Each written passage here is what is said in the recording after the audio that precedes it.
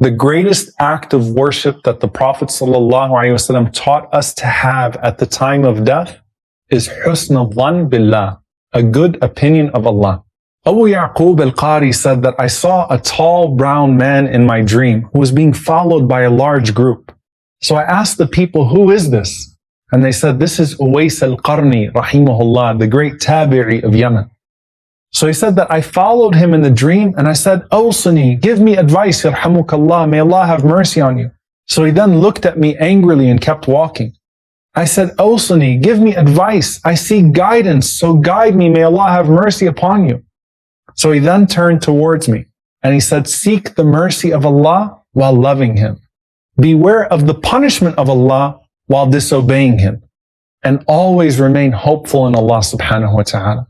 A man once said that I saw Malik ibn Dinar rahimahullah after his death. Remember the man whose daughter called him back to Allah in his dream?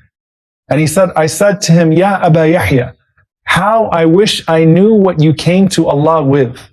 So he replied, I arrived to Allah with so many sins, but they were all erased due to my husn al-dhan in Him. Abdullah ibn Umar ibn Abdul Aziz said that I saw my father in a dream after his death where it appeared that he was in a garden and he was handing me apples. And then I said to him, which deeds have you found to be most superior? And he said, seeking forgiveness, O my son. Allah is merciful and will forgive the one who asks forgiveness from Him with confidence. And Allah won't disappoint you if you pursue Him with that good opinion of Him. Ammar ibn Sayf said, I saw Al-Hasan ibn Salih in a dream. So I asked, what information can you give us? Because I've been hoping to meet you for such a long time. And he said, rejoice, for I have never seen anything that benefits the believer like having husn al-dhan in Allah. And when Abdul Aziz ibn Suleiman died, some of his Sahaba said that we saw him in a dream wearing green clothes and a crown of pearls. So someone asked, how did you find death? How have you been? And how did you find your home that Allah subhanahu wa ta'ala has prepared for you? He said, look, as for death, do not ask about how difficult it was. But the mercy of Allah has concealed all of our shortcomings, and we could not have met without His grace. Dear brothers and sisters, as we've gone through all of these punishments of the grave, all of the horrors of the grave, I want you to remember that it was never going to be your deeds that would save you from that station.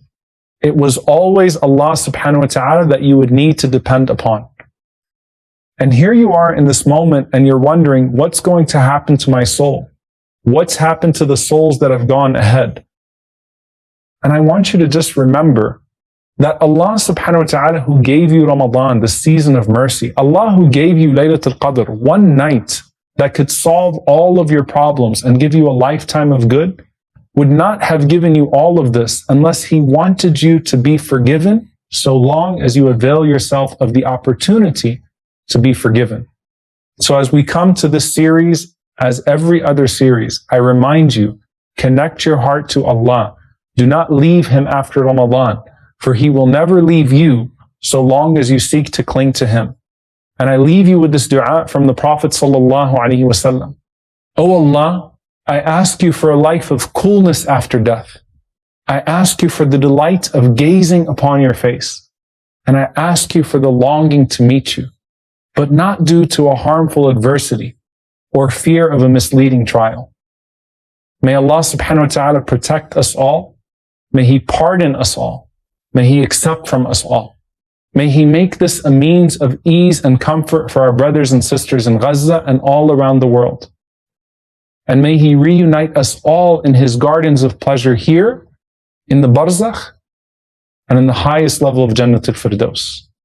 Ameen. كل يوم أنا الصبح بروح أزورهم في القبر، يعني أساس إنه كأنهم نايمين، بحكي لهم كيف حال كريم يا حبيبتي، بقى تحكي لي يا أيوئي، كيف حالك يا أيوئي، كيف حالك، كيف حالك يا طاري، بدي أطششكو، ما قدرتش أطششكو، ما قدرتش، بقى من أروح أشتري لهم أشياء بعد الحرب، كانوا بدهم بطلبوا مني موز وبطيخ وتفاح، بس ما في، من وين أجيب لهم أصلا؟ توعدنا اتفقنا بعد الحرب نخلص نروح على المطعم بجيب لهم كباب، بجيب لهم شاورما، بجيب لهم فواكه، بس بعد أهل قطاع غزة انحرق قلوبهم كلهم. كل واحد انحرق أولاده قدامه، وانحرقوا بناته، وانحرقوا أهله، انقصف هو، وانحرقت رجله. صديقي بيقول لي انحرقت رجلي وأنا قاعد تحت الردم 6 ساعات. قال لي أنت الحمد لله احمد ربك طلعت بعد نص ساعة. أنا تحت الركام ورجلي بتنحرق، النار بتحرق فيها وبتسيح. الدنيا ليل ما حدش قادر. بعد 6 ساعات صحي من النوم وأجوا الإسعاف وشالوني. كيف حرقت قلبها على أولاده؟ 9 أولاد ماتوا، واحد تاني 15 ولد، زوجته وولاده وبناته كله مات.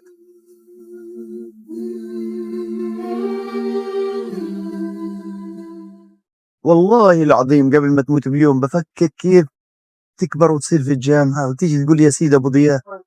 عادي مش حتقول لي سيدي يا أيوة، أنا اسمي يا أيوة، حتقول لي تشاورني في التخصص، في العلامات، الله يجمعني في هذا الجنة. لعلي أعمل صالحا فيما تركت، كلا إنها كلمة هو قائلها ومن ورائهم برزخ إلى يوم يبعثون.